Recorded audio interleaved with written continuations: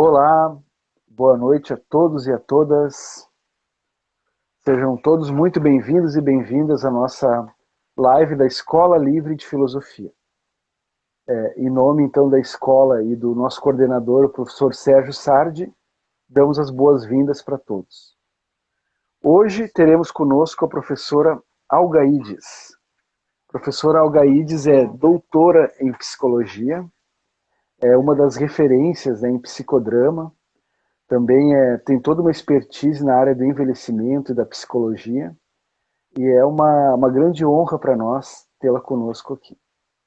O professor Algaídes vai trabalhar o tema de projeto em envelhecimento, um reprojeto de vida.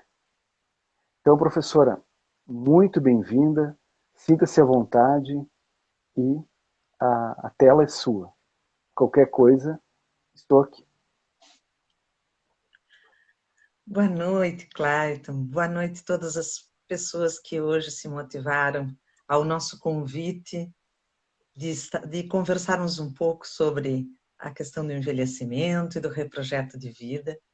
Eu quero agradecer muito a oportunidade, Clayton, do convite de vocês, de podermos conversar um pouco e de eu ter essa oportunidade de estar junto aqui. A ideia de falarmos sobre envelhecimento vem com toda a situação que hoje, a cada década, né, nós vemos aumentando a longevidade, felizmente. E o Rio Grande do Sul, um estado que no Brasil tem significativamente um aumento da, da durabilidade, da duração da vida. Mas queremos que esse tema atinja não só quem está envelhecendo, quem vive hoje a velhice, mas também todas as pessoas, porque eu parto muito da ideia de que a ideia de envelhecimento, a concepção que temos dele, desse processo, que é o ciclo da vida. É importante que ele seja, desde muito cedo, desde a mais tenra idade, ele seja experienciado, compartilhado na convivência com as pessoas de diferentes idades. Esse convívio é muito significativo, é muito importante. Há muito tempo, nós tínhamos as últimas, no tempo que como é que eu vou dizer? Apesar dessa mudança significativa que teve, né, e que é um ensinamento que as pessoas que estão no processo da velhice nos ensinam cotidianamente, o que, por outro lado, tem essa vivência que é nova para nós, né, no Brasil, antiga para outros países, mas para nós as últimas décadas é que tem sido esse prolongamento grande da vida. E ainda temos pessoas que nós encontramos com medo de envelhecer. Com toda essa mudança, com tudo isso que já aconteceu, nós encontramos pessoas, eu imagino assim que cada uma das pessoas que estão aqui na nossa conversa sabe de alguém que, por exemplo, se entristece, ou às vezes não quer revelar sua idade, ou faz piadas do envelhecimento. Eu gosto muito de fazer uma pausa na questão da piada, porque na piada aparecem muito esses preconceitos. Na piada sobre a sexualidade das pessoas idosas, dizendo, por exemplo, que tem alterações que os idosos já não têm desejo, não têm mais uma vivência natural e prazerosa da sua sexualidade, que nessas horas aparece a carinha dos estereótipos, das discriminações. E é isso que cada vez que eu tenho oportunidade de conversar um pouco sobre o envelhecimento, eu gosto muito que se repense isso.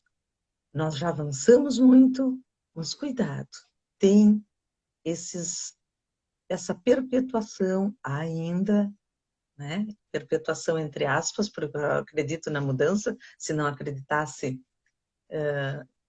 não organizaríamos tantos momentos para falar sobre o envelhecimento.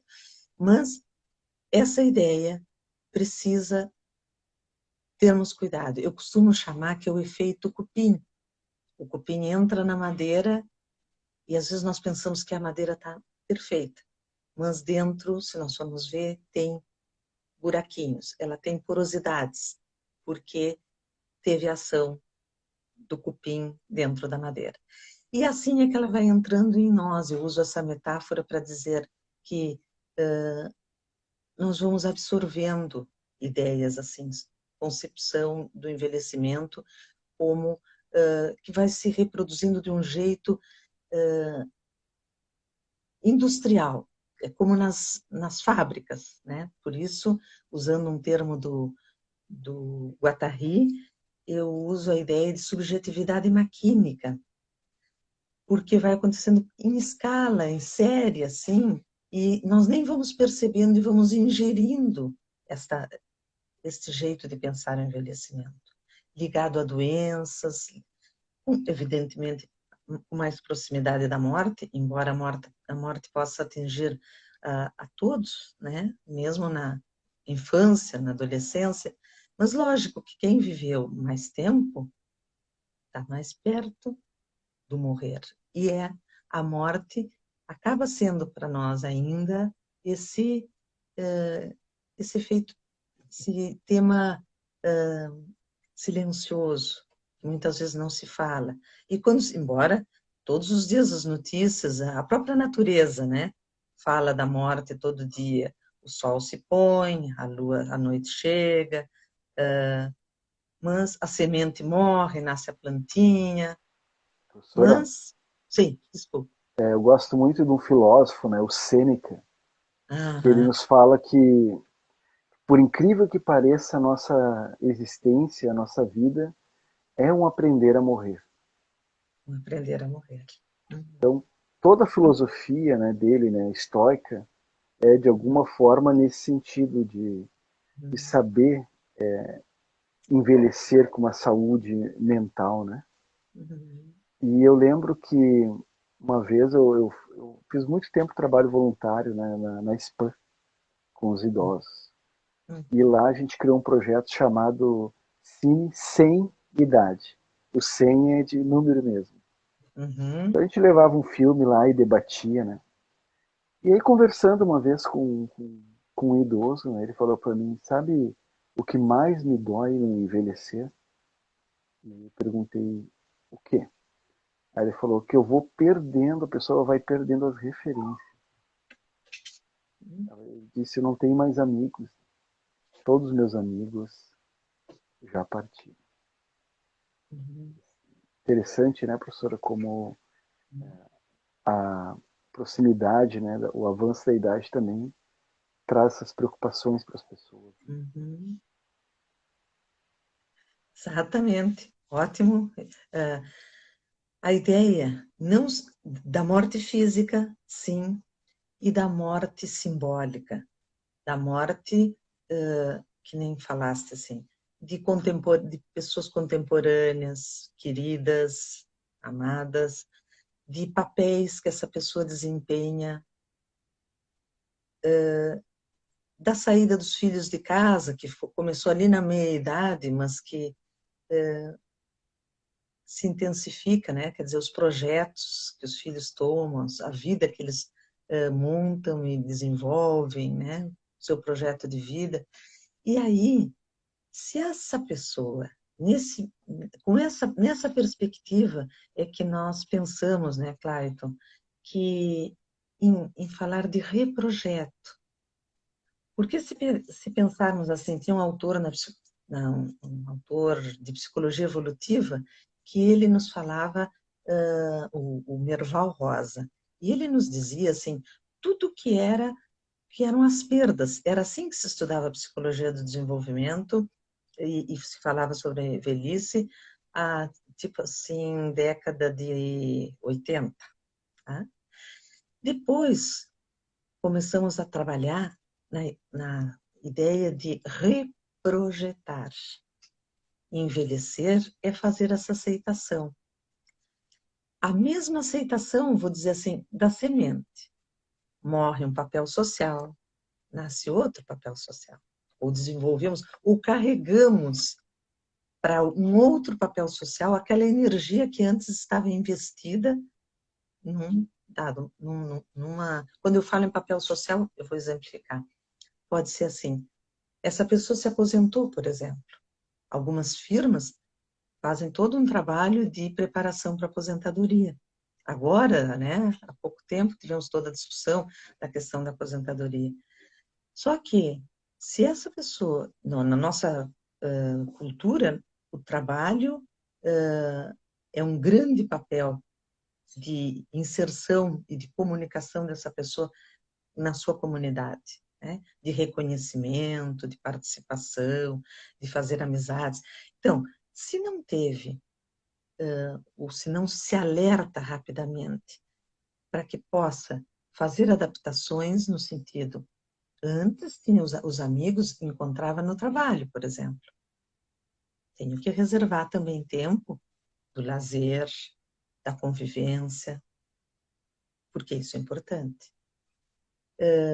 Atividades. Há outras formas de trabalho. Agora mesmo, Clayton, tu falaste assim, pode ser é o trabalho remunerado ou é o trabalho que não é remunerado.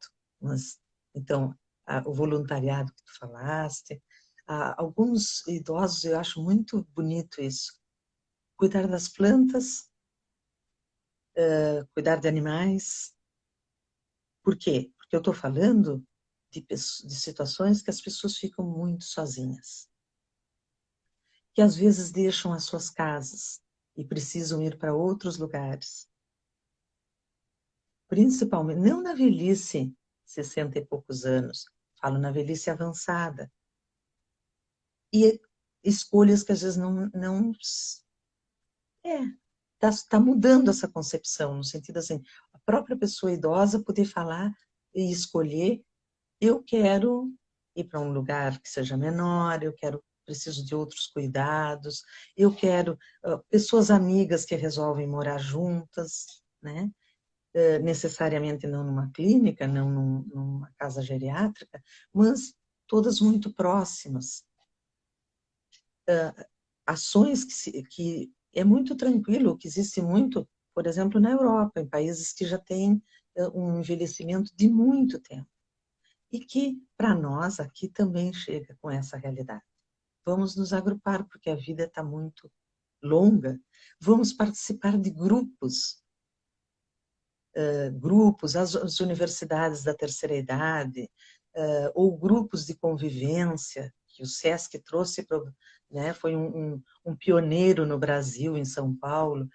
E os grupos de convivência cresceram muito nas comunidades, nas universidades, nas igrejas, centros comunitários, enfim. O grupo tem um valor muito grande no envelhecimento. Mesmo o fato de se olharem, se reconhecerem como pessoas semelhantes, que têm vivências semelhantes, e às vezes algumas pessoas dizem assim, mas isso não vira um gueto? É ótima essa observação, porque ela é assim, eu posso conviver, mas eu não tenho que ficar isolado só no meu grupo de iguais. Só que no meu grupo de pessoas que estão vivendo, tendo vivências semelhantes, o que acontece? Eu conto algo e faz eco na vivência do outro.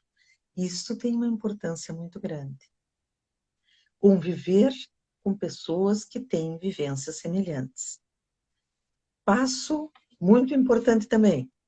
E dessa troca, onde funciona um espelhamento, assim, eu olho, eu vejo o outro também com uma vivência semelhante, às vezes com saídas, com respostas para o envelhecimento muito mais adaptadas, vamos dizer assim. Quando eu digo adaptadas, assim, pensando em saúde, essa pessoa conseguiu fazer uma aceitação e uma transformação. É um momento novo. Como que eu estou lidando com esse momento novo? O que eu estou fazendo? Que resposta eu estou dando? E aí, pode ser, às vezes o espelho com o outro surge, ah, que interessante, tu tá achando essa saída, indo no baile, saindo, participando do grupo, que bom. É verdade que ultimamente tem surgido outros discursos em relação ao envelhecimento, que é o lado oposto. E sabe que eu também gosto de pontuar e fazer uma consideração, que seja quem tem que fazer essa escolha é a própria pessoa que está envelhecendo. Porque eu já vi situações em grupos de pessoas idosas que uma avó, por exemplo, diz que vai ficar com o neto uma tarde e o grupo cai em cima dessa pessoa dizendo assim, mas como que tu vai ficar? Não, isso é uma coisa do passado, tanto explorando, não pode fazer isso. Cuidado, também não é assim que a gente tem. Essa avó tem vontade de ficar com seu neto, é um prazer para ela ficar com seu neto. Não é exploração, ela se sente feliz assim. Então, que seja de dentro da pessoa as suas escolhas e não de fora para dentro. Nem a velhice ligada à morte, às perdas, à doença, é uma concepção saudável, nem esta que tem que ser da pessoa idosa todo o tempo se agitando, todo o tempo saindo, não consegue parar, porque, enfim, ela tem que se agitar para dizer que ela é uma idosa, uma pessoa idosa com uma vivência adaptada para os novos tempos, enfim. Não, está de fora para dentro. Vamos pensar, qual é o meu desejo? Que resposta eu quero dar? Que projeto eu quero fazer? Eu falei assim das perdas no sentido, o papel do trabalho na nossa vida pode ser significativo, mas também a liberdade de fazer escolhas no horário que eu quiser, são ganhos. E o envelhecimento, enquanto perspectiva de ganhos, é muito significativo, é muito importante. Ser falado, ser transmitido, ser pensado assim, e não só aquele envelhecimento que se falava décadas passadas, perdas, perdas, perdas. Quais os ganhos? E quais os ganhos eu busco? Eu, pessoa que envelheço. Para algumas pessoas, a própria palavra velhice soa complicada. Tanto que pode-se dizer assim, surgiram uma série de outros abrandamentos, né? Uns eufemismos do tipo terceira idade, quarta idade, quinta idade, madurecência, velhice e melhor idade, né?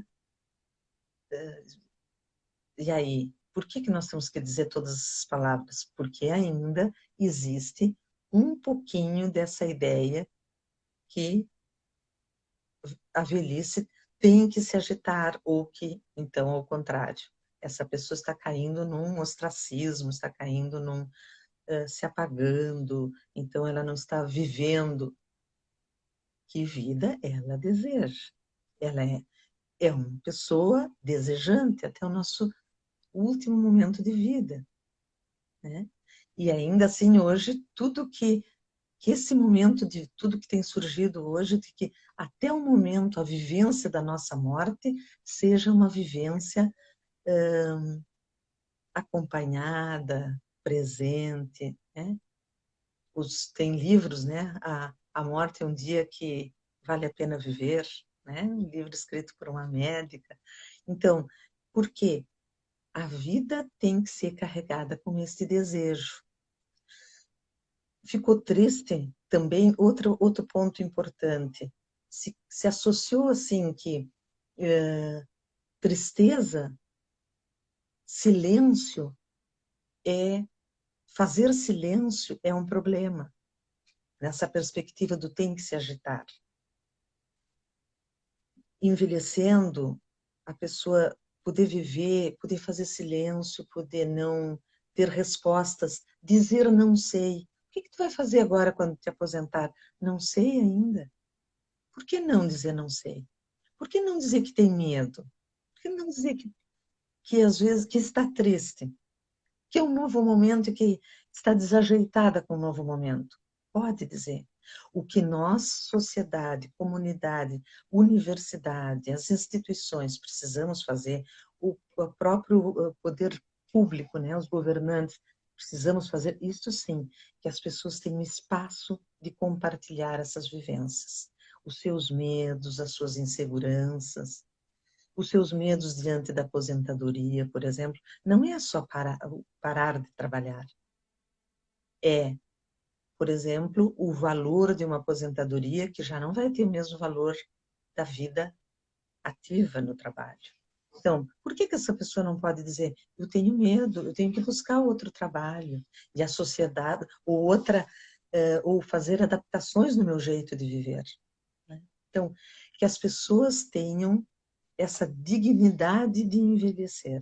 Isso é muito importante. Nisto nós precisamos trabalhar, lutar e fazer mudanças para que isso aconteça. Não adianta termos vida de muitos anos se não for garantido essas condições de, de condições de vida e de como é que eu vou dizer, de se sentir cidadão participante na comunidade. Isto é muito importante. E isso, nós, sociedade, precisamos, sim, nos organizarmos, as instituições precisam, sim, para conviver com esta realidade de muitas pessoas idosas. Então, quando nós vamos pensando nessa perspectiva, as próprias pessoas que estão vivendo a velhice precisam ser as pessoas que também possam dizer e vencer os seus medos e buscar essa organização e buscar espaço de participação do seu jeito, como quer, como respostas ao seu jeito de bem viver, como sujeito participante do seu projeto de vida, no projeto da sua comunidade, no projeto da sua família, se sentindo e aí as mudanças são importantes, porque assim, quando, por exemplo, o que se diz? Ah, isso aqui a avó está caduca. A avó pode estar pensando, assimilando dentro dela este novo momento. Nessa situação, podemos respeitar esse silêncio, podemos respeitar esse não sei, esse estou com medo é significativo. Não sei se, Clayton, tu vai me dando umas... Entra com as tuas perguntinhas, ou as pessoas também que estão nesta conversa conosco, poderem também falarem, para nós podermos fazer uma interação sobre isso. Então, pessoal, quem quiser fazer alguma pergunta para a professora ou colocar algum pensamento ali sobre o assunto, fique à vontade. Professora, eu acho que tem várias coisas que a gente pode debater sobre essa questão, né? Coisas que vão passando pelo nosso cotidiano e que você foi falando e a gente vai lembrando. Por exemplo, quando a gente fala em dignidade, né? Outro dia eu estava vindo pro IPA e lá no centro de Porto Alegre, quando parei no sinal, vem uma senhorinha que devia ter quase uns 80 anos, assim, numa situação bem complicada, e vendendo uma balinha. E aquilo ali me deixou muito sensibilizado. Professora, o professor Sardi deixou uma pergunta para nós. Ele pergunta: como lidar com a ansiedade resultante da proximidade da morte? Ai, obrigada, professor Sardi. Sim. E aí, a Elizabeth Rossi, uma psiquiatra, ela tem um estudo muito importante que ela vai falando assim, temos diferentes momentos, né? Mas ela observou assim que nós tínhamos diferentes momentos diante da situação de morte, e entre eles ela colocou assim, fases, que ela dizia assim, então, a negação, a raiva, o medo, né? A tristeza, a negação, a raiva, a tristeza, a barganha, para chegarmos num ponto de aceitação. Necessariamente nós, não, isso não é linear. Um dia, um senhor, aluno da nossa UAN do IPA, me perguntou assim numa aula, e esses momentos a gente não pode viver todos eles no mesmo dia? E eu fiquei pensando, na hora ninguém tinha me perguntado isso. Eu disse, pode. E comecei a observar que às vezes durante o dia nós podemos acordar com uma aceitação e depois ficarmos com raiva porque somos finitos, porque, enfim, dói um joelho, né? A morte simbólica, não só a morte física, mas a morte simbólica. E tudo isso pode, sim, isso mesmo, professor Sartre, pode nos vir, nos trazer ansiedade, porque são mudanças. É um mistério insondável. As religiões tentaram e tentam dar respostas para esse momento da morte, lidar com a situação da morte, mas morte na primeira pessoa do singular é diferente de morte genericamente. Então, a ansiedade é só um alarme, né? Só nos diz, isso existe na nossa vida. Expressar essa ansiedade, entrar em contato com ela, é heróico, porque é aquela coragem que exige de nós. E é um momento que talvez nós possamos passar para um momento seguinte. Ficamos com raiva, ficamos tristes, perdemos pessoas queridas. Quem não fica triste? A ideia de que nós não vamos ver aquela pessoa querida naquele momento que ela sempre chegava, às 18 horas, no domingo que convivíamos juntos. Então, tudo isso altera a nossa situação, nossos sentimentos. E nesse momento, o que vai acontecendo? Ansiedade, sobe a ansiedade. Ansiedade, eu gosto de comparar em termos psicológicos com a febre no organismo biológico, né, no fisiológico. A febre nos alerta, alguma coisa está mudando. E a ansiedade, psicologicamente e emocionalmente, faz isso. Alguma alerta, né, radar nos anunciando. E nessa situação, enfim, quando a ansiedade é muito grande, profissionais que nos ajudam, pessoas, quem pode me ajudar? Para algumas pessoas, o próprio desabafo às vezes já nos ajuda. Se isso vai aumentando, aumentando, aumentando num nível que eu não consigo mais lidar, profissionais da saúde, né? Psicólogos, médicos, porque o nível de ansiedade é muito grande, também nos causa um desgaste imenso e não suportamos, né? Efeito disjuntor, cai o disjuntor. Então, a ansiedade é essa alerta. E é uma alerta que nos impulsiona, porque pode nos dizer assim, opa, eu tenho que fazer alguma coisa. E aí pode ser um sinal, um ponto, eu preciso mudar, porque se nós ficarmos tão assim, tão inertes, né? Tão pouco chamados para esse momento, por exemplo, podemos ir adiando e negando, negando indefinidamente e o que deveríamos fazer hoje. Deixamos para o fim de semana, deixamos para o ano que vem, e deixamos, e não fazemos. E quando vemos, não temos mais tempo de fazê-lo. Então, a ansiedade, não sei se eu estou respondendo a pergunta, mas assim, a ansiedade, ela nos impulsiona, nos diz, vai, é agora, tem que achar uma resposta. Não sei se era por aí que tinha pensado, professor Marcelo.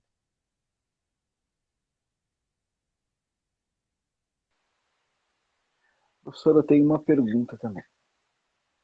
sabe que para a vida não existe uma receita de bolo, né? Trabalhamos na singularidade do ser humano e sabemos que cada um é cada um. Então, mas mesmo assim eu gostaria de saber se existe pelo menos alguns indicadores, né, alguma coisa que nos mostre algumas perspectivas, né, em relação a ter uma, uma velhice, né, que faça com que a gente usufrua dela plenamente, né? Tem algumas sugestões, algumas dicas, Uhum. mesmo sabendo que pode não Que se não encaixar fazem. para todo Uhum. mundo, mas que pode de alguma forma ser Uhum. um caminho, né? Ser uma sugestão mesmo. As próprias pessoas que vivem a velhice vão nos apontando isso. À medida que vamos estudando, e isso é importante, assim, que se continue estudando bastante o envelhecimento. Porque não vamos achar receita, mas se nós pudermos fazer uma empatia, né, nos colocarmos no lugar das pessoas que estão envelhecendo, nós podemos compreender melhor e captar as suas dicas, vamos dizer assim, né? Não são as receitas, mas são as dicas sábias de vida. E, por exemplo, convivência é importante. Convivência, trocas significativas, trocas que hoje sejam significativas. Pode ser convivência, e aí eu abro o leque da convivência. Pode ser com outras pessoas, pode ser com causas, né? O sentido da minha vida, manter o sentido da minha vida. Para que e para quem eu existo? A ideia do reprojeto vai por aí. Se eu posso dizer, eu existo para as pessoas que me amam, que estão comigo, ok. Eu existo para trabalhar naquela ONG que eu vou.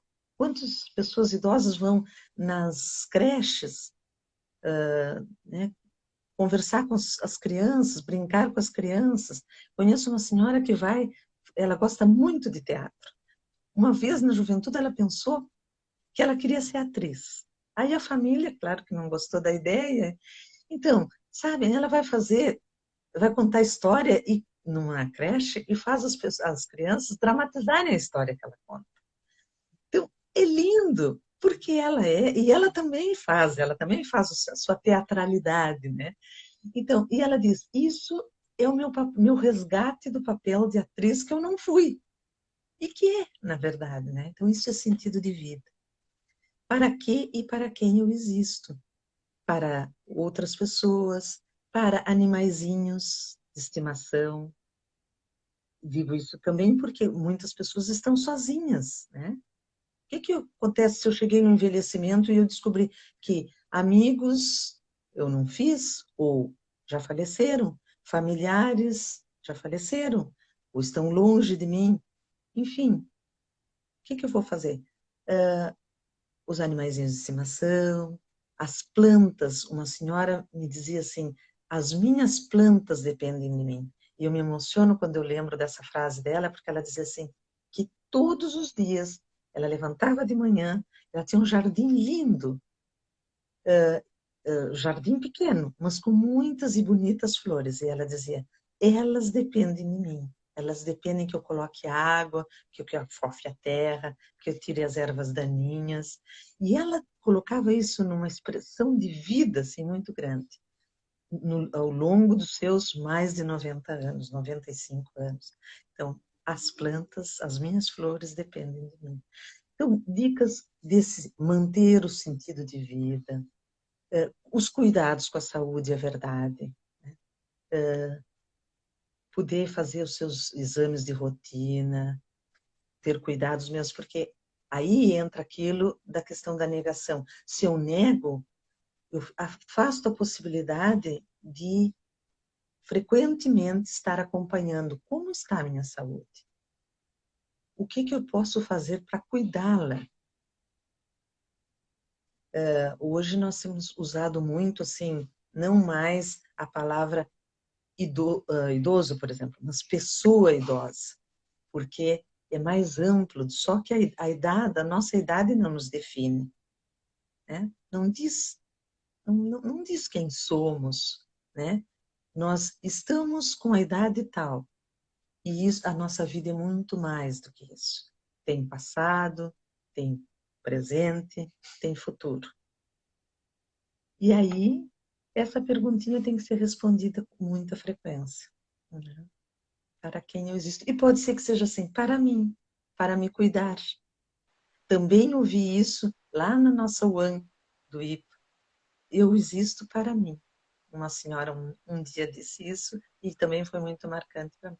Eu existo para me cuidar, eu existo para... Enfim, ela era muito, muito, muito sozinha, muito triste, não tinha tido oportunidade de cuidar da sua depressão. Nas pessoas idosas surge muito isso, assim, nós temos que cuidar bastante dessa depressão que surge leve. Muitas vezes não é a depressão forte que atinge, ela vai surgindo, a pessoa vai se calando, não participando muito das conversas, não querendo sair, e daqui a pouco não querendo se alimentar adequadamente, e a saúde vai debilitando, debilitando. Então, os check-ups são importantes em toda a idade, né? Para cuidar da nossa saúde. Então, esse cuidado, gostei muito, e Jesus brincava com ela, eu existo para mim, ela dizia. E era muito importante, porque eu existo para me cuidar. Professora, outra coisa que às vezes a gente ouve algumas pessoas falarem, né? Ah, porque no meu tempo era assim, né? Uhum. Como se o teu tempo não fosse agora também, né? Como se Uhum. Uhum. tu tivesse É, vivido aquela época e tu não tivesse fora do tempo, né? é, Nosso é, tempo é enquanto a gente já tiver tempo nessa nossa existência, né? é. Até o final, até o último suspiro. E nessa hora nós falamos de uma morte, porque às vezes a gente vê assim, uma pessoa com 40 anos ou com 30 anos, no meu tempo. É fácil dizer isso, porque no meu tempo é no momento da minha vida que, se a gente fosse traduzir essa frase assim de um jeitinho bem verdadeiro lá do fundo, era assim: o meu tempo significa um momento que eu me senti muito viva na minha vida, né? E esse, eu me senti muito viva na minha vida, pode ser assim. O meu tempo pode ser, quando eu tinha 15, quando eu tinha 30, mas o meu tempo é o meu tempo presente, é muito importante. O que que hoje me move, né? Levanto, meu dia tem o sentido do quê? De quê? Para quê? Né? Mesmo que às vezes seja assim, não é aquele fazer, né? Não é uma agenda de um roteiro, porque isso também não quer dizer que seja saúde, né? Mas que momentos, o que que eu saboreio do meu dia a dia, né? O que que eu compartilho? Verdade, professora. Professora, então, vamos nos encaminhando para o final. Muita gente bacana entrou ali na nossa live, né? Colegas do IPA, pessoas Ah, dando oi, deixando mensagens, né? Depois essa live vai ficar salva e a gente vai poder olhar ela novamente. Professora, então, em nome da Escola Livre de Filosofia, lhe agradeço de coração por ter participado. Muito obrigado. Foi um momento muito agradável, passou muito rápido. Então, só tenho a lhe agradecer. Desejo a todos e a todas uma boa noite. E, professora, se quiser deixar uma última mensagem, fique à vontade.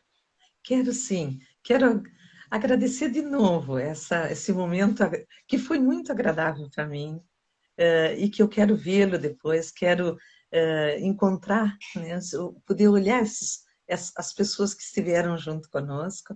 Foi agradável ficar junto contigo, tu sabe a admiração que eu tenho por ti, né? Claro, de muito tempo, meu amigão que me acolheu no IPA, né? E que bom encontrar pessoas que tenham gostado desse tema e tenham nos acompanhado nesse momento. E que se reserve tempo de pensar no nosso envelhecer. A nossa vida é muito rápida em tempo, comparado, né, ao todo da eternidade, mas também muito corrida, né, a nossa vida contemporânea. E às vezes pensarmos na nossa velhice, na nossa morte, são temas que ficam sempre deixados para depois. Que a gente reserve tempo para isso, porque abraçando a velhice, abraçando o morrer, nós aprendemos a viver. Todos nós sabemos disso. Um abraço grande para ti, Clayton, para todos e todas que nos acompanham. Obrigado, Boa professora. Para noite. fechar a live, lembrei de uma lápide, né? De um grande poeta, que eu não lembro o nome agora, mas eu lembro que ele faleceu com mais ou menos cento e poucos anos, né? E aí ele colocou na lápide: logo agora que eu estava começando a entender. Uma boa noite a todos e a todas. Guardamos você semana que vem. Guardamos você semana que vem na nossa próxima live. Não, amanhã teremos uma live também, né? Então, visitem a página e uma boa noite para todos.